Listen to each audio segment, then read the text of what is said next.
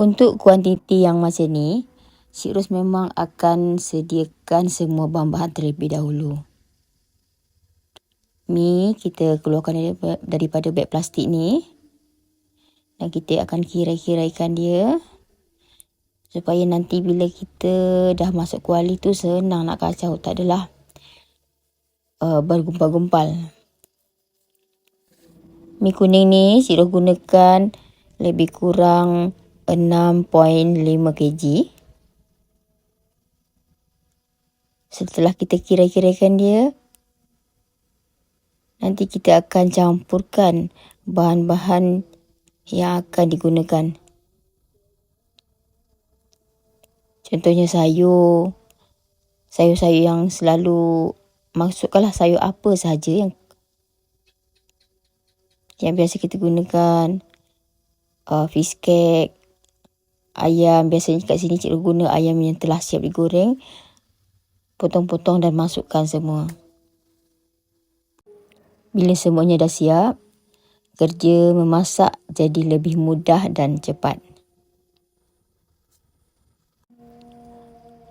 Inilah dia bahan-bahan ataupun sayur yang Cik Ros gunakan. Terpulanglah kurang letak kobis pun boleh. Cik Ros kat sini biasanya sawi, suka letak hijau-hijau macam tu.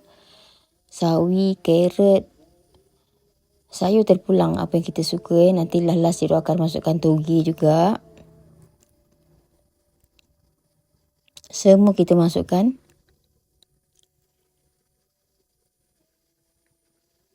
Bawang potong, bawang merah potong. Bawang pun Cik Ros potong. Lobak merah. Kita nak bagi dia bermacam-macam warna.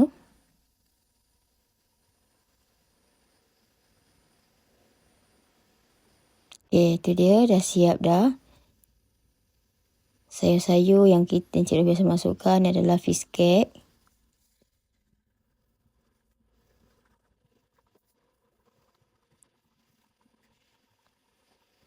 Kita akan satukan semua dalam satu bekas. Makanan ni untuk lebih kurang 40 orang makan.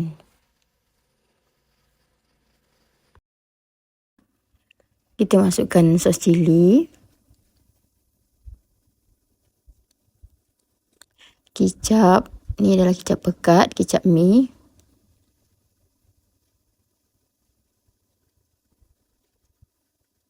Okey, gula.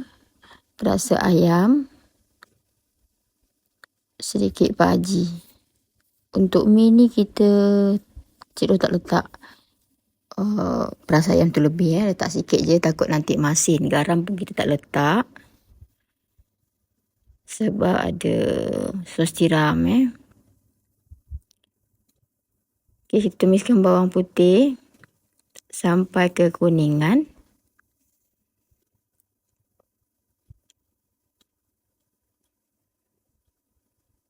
Masukkan cili.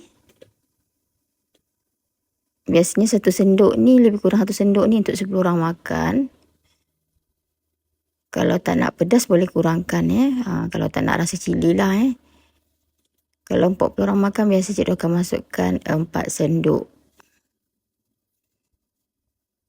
Okey, dah garing masukkan air. Cik Ros masukkan kuah sup.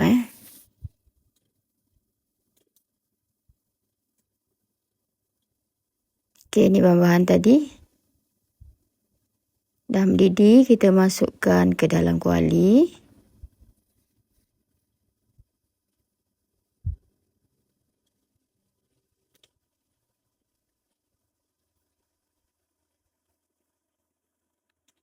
Okey.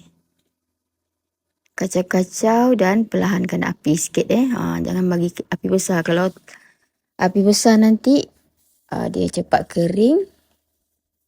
Mi kita ni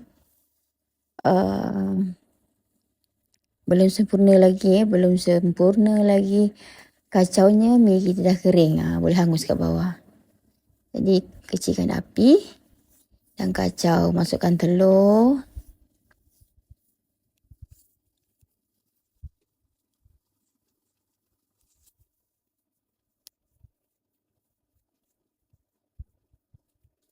Kacaukan dia.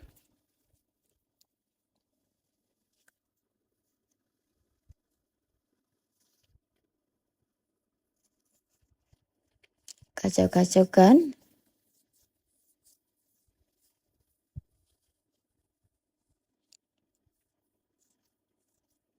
Kalau nak warna hitam sikit boleh tambahkan kicap Tambahkan kicap sikit lagi. Okey, tu dia dah siap dah. Kita salinkan. Masa ni api korang dah tutup lah Okey, tu dia mi goreng lambak untuk 40 orang makan. Mudah dan senang. 1 kilo tu biasanya